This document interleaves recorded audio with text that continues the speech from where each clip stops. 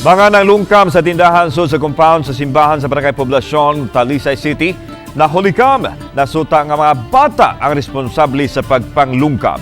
Ang report ni Femari Dumabo. Sa gihimong pakisusi sa Talisay City Police, nasubay nga nakuhaan sa usa sa mga gimontar nga CCTV camera sa palibot sa Barangay Poblasyon ang pagsud sa mga suspitsado. Agi sa giguba nga parte sa alambre nga gihimong koral. Sa monitoring sa Barangay Poblasyon Command Center, nakita nga 1:43 gahapon sa kadlawon, Enero 4, nakuha sa CCTV ang duha ka bayhon sa mga bata. Mipaduol sila sa koral. Usa ka oras human sa ilang pagsud, alas 2:49 sa kadlawon, migawas ang usa ka bata. Makita nga may gikuha kini nga usa ka sako, unya misunod pagawas ang mas taas nga bata. Pareho na silang nagbitbit og sako ug bag.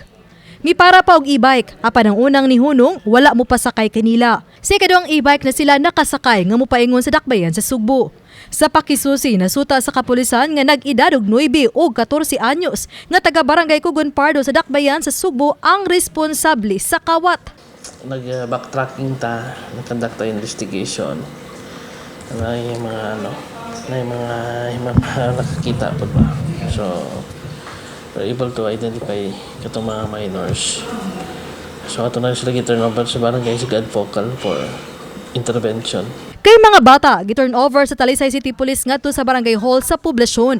Sa dihang gipangutana kung asa na ang mga kinawat, matud pa gisaysay sa mga bata nga gipanghatag nila kini.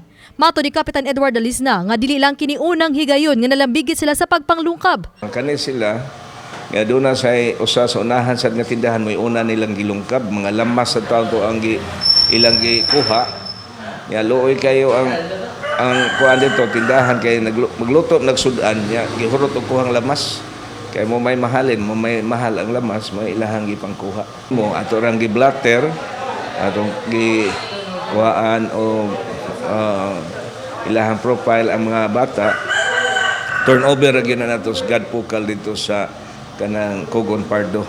Ang Barangay Poblasyon mitugyan usab sa mga bata sa God Focal sa Barangay Kugon Pardo. Usa karon silang intervention sa Barangay ug Talisay City Police ang pag-awhag sa Talisay City LGU pagpatuman og balik sa curfew. Siguro ang hangyo gyud ko sa atong kapulisan sa Talisay nga hugtan gyud nato gamay ang atong curfew alang sa mga batanon.